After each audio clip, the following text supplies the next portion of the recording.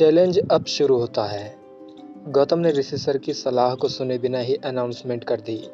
भीड़ तुरंत खुश हो गई। हलचल भरे नज़ारों को देखकर उन्हें बहुत ही अच्छा लग रहा था। इसके अलावा आदर्श से उनमें से आधे से ज़्यादा स्टूडेंट्स गुस्सा थे। वे चाहते थे कि वे अंकित की जगह लें ताकि वे आदर्श के सभी दांत तोड़ सकें। अंकित की मुस्कान और भी चौड़ी हो गई। उसने आदर्श की मूर्खता का लापरवाह लहजे में मजाक उड़ाते हुए स्टार्स पैटर्न को खींचना स्टार्ट कर दिया। स्टार्स ने तेजी से एक स्टार पैटर्न बनाना शुरू कर दिया। अनफॉर्चुनेटली उसके चेहरे पर मुस्कान फीकी पड़ गई जब वह अपने स्पेल को आधा ही बना पाया था। कितना फास्ट! इस आदमी की कास्टिंग स्पीड इतनी फास्ट कैसे हो सकती है? अंकित दंग रह गया। उसकी निगाह आदर्श की फायर फ्लेम्स पर टिकी हुई थी। आदर्श के चारों ओर गर्म फ्लेम्स जल रही थी, जिन्होंने उसे एक फ्यूरी डेमन में बदल दिया था। चिलचिलाती गर्मी उसके चारों ओर फैल गई और सभी के चेहरों पर छा गई। कचरा हमेशा बहुत ज्यादा बात करते हैं, आदर्श ने तिरस्कार पूर्वक कहा। उसकी कलाई के चारों ओर फायर फ्लेम्स तेज हो गई। अंधाधुंध चमक उत्सर्जित करने वाली जंगली झिलमिलाहट कभी कभी दिखाई देती थी। जैसे ही आदर्श एक पंच मारा, उसकी फिस्ट से एक छोटे ज्वालामुखी की तरह फायर निकलने लगी।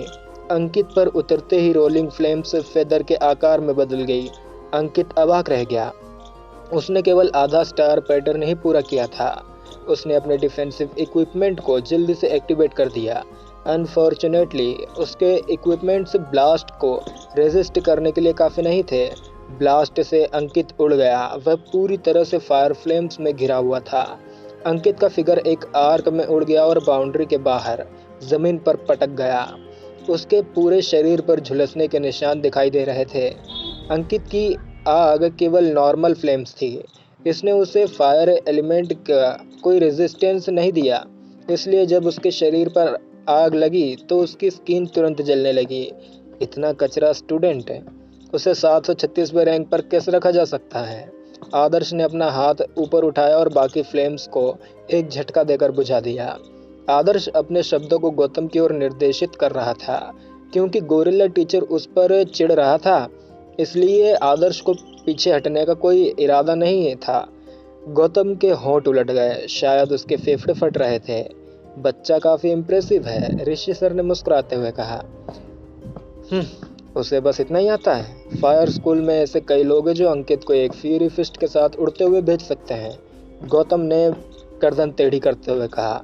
गौतम ने कभी उम्मीद नहीं की थी कि आदर्श से निपटने के लिए एक अकेला चैलेंजर ही काफ़ी होगा। एक व्यक्ति जिसके पास बहुत ज़्यादा कैपेबिलिटीज़ नहीं है, वो इतना घमंडी आखिर हो कैसे सकता था? फिर मैं आगे बढ़ता हूँ और उसे ठीक कर देता हूँ।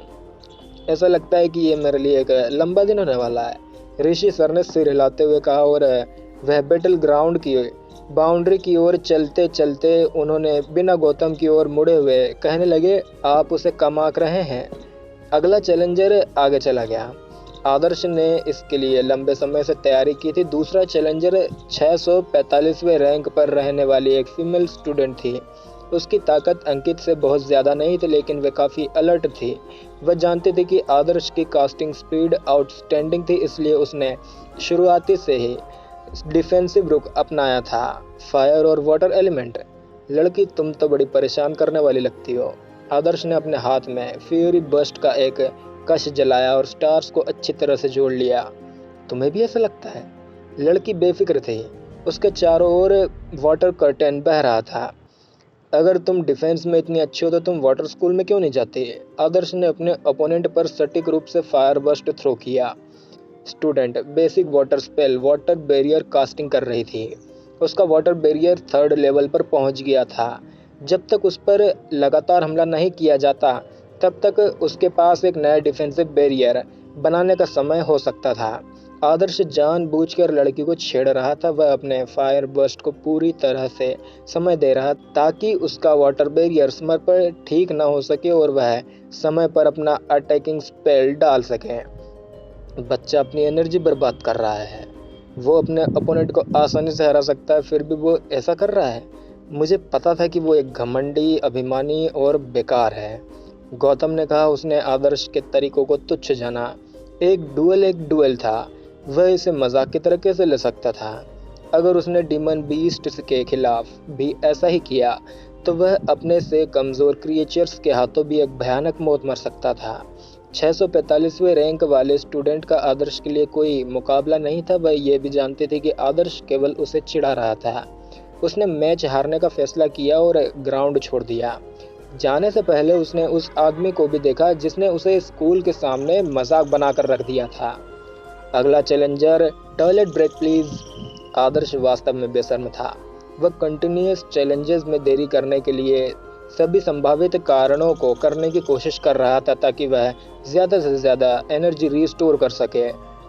तुम क्या सोच रहे हो? अगर तुम्हें फिर से डुएल में देरी करनी है तो तुम हार क्यों नहीं मान लेते? गौतम टूट पड़ा। मैं क्यों हार मानूं? ये सिर्फ इतना है कि मैंने अपने दोपहर के खाने के दौरान बहुत ज़्यादा खा लिया था। क्या आप कह रहे हैं कि मुझे पेट दर्द भी नहीं हो सकता? आदर्श ने अपने कंधे उचकाते हुए कहा। हालांकि ये उसका तीसरी बार टॉयलेट जाने के रिक्वेस्ट थी। इस समय आदर्श 6 चैलेंजर्स को हरा चुका था। जैसे जैसे चैलेंजर्स की रैंकिंग बढ़ी, इसने उसे अपने ओपोनेंट को हराने के लिए उसकी ज़्यादा एनर्जी यूज़ होने लगी। वह पहले से ही अपने फायर नेबुला की 1/3 एनर्जी को यूज़ कर चुका था। कुछ और इंटरमीडिएट स्पेल को कास्ट करने के बाद यह जल्दी ख़त्म हो जाएगी। नेक्स्ट चैलेंजर है सोनू। नाम पढ़ते ही गौतम ठिठक गए।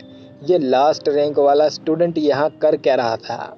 पहले से चैलेंज देने वाले सभी करीब 500वें रैंक पर थे और यह साफ था कि वे आदर्श के कंपैरिजन में बहुत कमज़ोर थे। सोनू एक बैटल में एक स्टार पैटर्न भी सही ढंग से नहीं बना पाता था।